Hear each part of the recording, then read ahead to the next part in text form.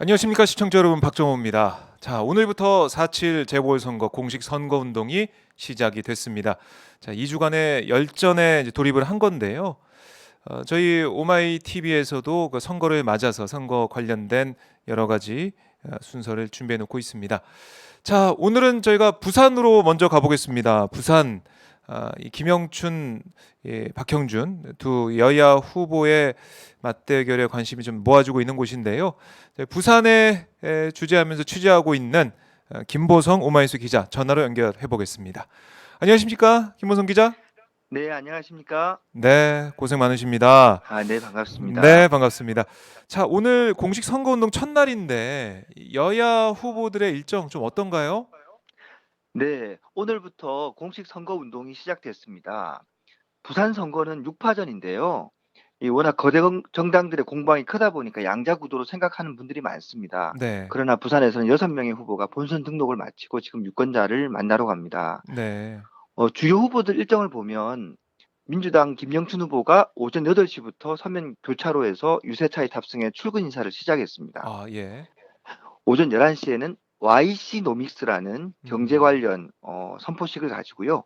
오후에는 김태년 민주당 상임선대위원장과 함께 경부선 숲길 정책 투어에 들어갑니다. 네, 박형준 후보는 이보다 빠른 7시 30분부터 원도심인 중구 롯데백화점 앞에서 인사에 나섰습니다. 음, 메시지는 정권 심판, 시정 교체였고요. 네, 10시 반에는 부산시장에서 사실상의 출정식을 열고 힘내자 부산 경제를 외칩니다. 네, 그리고 특이한 건 오후 6시 30분에 합동 유세까지 예고를 했습니다. 음, 자, 뭐 여야가 이제 아침부터 열심히 좀 움직이고 있는데 네, 그렇습니다. 어떻습니까? 그 여야 후보들의 선거 전략 좀 좀 방금 말씀하신 거 들어보니까 경제에 좀 초점을 맞춘 것 같기도 한데 어떻게 네. 좀 보고 계십니까?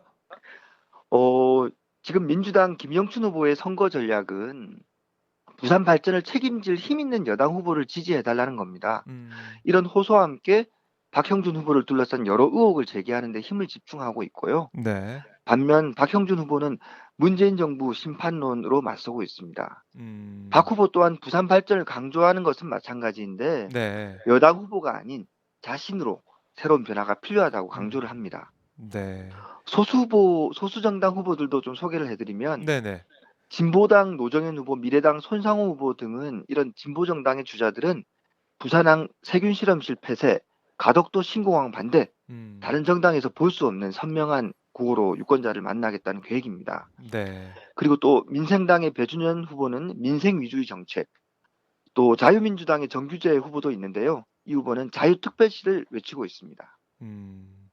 자, 여야 뭐 후보들, 주요 후보들, 뭐 군소정당 후보들까지 네, 열심히 정책을 준비해 놓고 부산을 위해서 뛰겠다는 그런 얘기를 하고 있는데, 네, 자, 맞습니다. 지금 저희 서울에서 볼 때는 박형준 후보, 국민의힘 후보에 대한 의혹 계속 보도가 되고 있고 알려지고 있는데요. 이게 이제 부산 민심에 어떤 영향을 좀 주고 있습니까? 어떻습니까?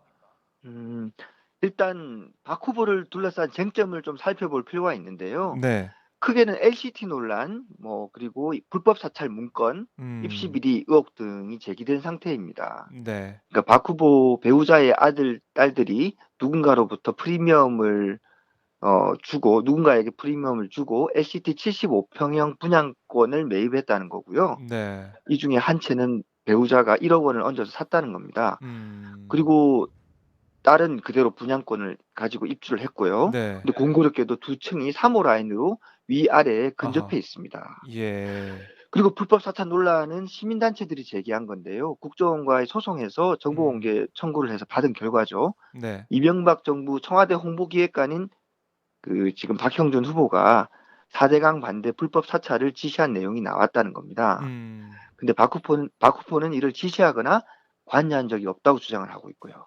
네. 그리고 입시 비리 의혹은 2008년 홍익대 미대 비리를 폭로한 김승현 전 교수가 제기를 한 것인데요. 음, 박 후보 배우자의 딸이 입시 과정에서 부정한 청탁을 했다는 주장입니다. 네. 하지만 박 후보는 응시한 적이 없다며 허위사실 유포 혐의 고발장을 냈고 음, 24일은 5억 원 민사소송까지 제기를 했습니다. 네. 이 내용을 보면 사실 지금 박 후보가 흔들릴만 하지 않습니까? 여러 가지 의혹들이 그렇죠. 많이 제기되니까요. 네네. 근데 지금 여론 여론조사에서 박 후보의 그 지지도는 계속 1위입니다. 아, 가장 최근에 이루어진 KBS, MBC, SBS 방송 3사 그리고 국제신문, 중앙일보 각각 세 음, 여론조사에서 보면 네, 박 후보가 모두 오차범위 밖에서 우세를 보이고 있습니다. 그 그렇군요. 결론을 보면 네, 박 후보를 둘러싼 여러 가지 공세가 많고 의혹이 있지만 음, 영향은 크지 않다는 의미입니다. 아, 영향이 별로 크지 않다. 이런 건데, 그럼 여론조사 이 수치 말고 직접 이제 김 기자가 뭐 민심 취재도 하고 할 텐데요. 어떻습니까? 기본적으로 파악해본 누사 민심 이런 영향이 어떤 입장을 좀 보이고 있고 의혹에 대해서 또 어떤 시장을 원하고 있다 이렇게 판단하고 계십니까? 네, 먼저 기자로서의 어떤 주관적 입장에 앞서서 네, 여론조사 내용을 조금 더 네, 네, 소개해드리면 네. 그 아까 기초한 저거까지 다 말씀해 주셔야 됩니다. 네, 수치를 아까 말씀드리면. 여론조사의 기초에서 네.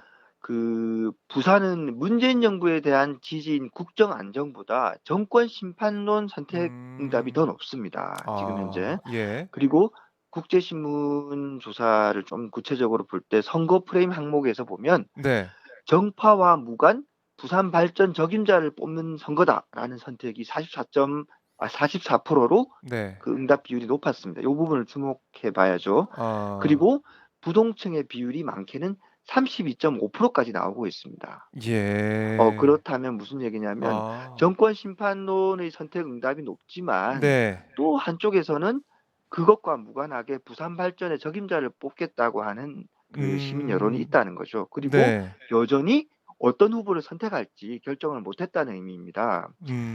제가 음, 오마이뉴스 TV에 아침에 좀 출연을 요청받아서 또 네, 어제 센텀시티와 상인들이 밀집한 예. 자갈치 시장을 또 둘러보고 왔습니다. 그렇군요. 네, 그 잘하셨습니다. 얘기를 좀 들어보면 네, 부동산 정책이나 LH 사태에 대한 비판의 목소리는 많지만 음, 아까 여론조사에서처럼 후보를 정하지 못했다는 답변 또한 제법 나왔습니다. 아하, 한 20명 가까이 만나봤는데요. 네, 이 결과를 볼 때 부산 시민들은 마지막까지 신중한 선택을 할 것으로 보이고요. 음, 결국 최종 결과는 투표함을 깨워봐야 알 것 같습니다. 하하.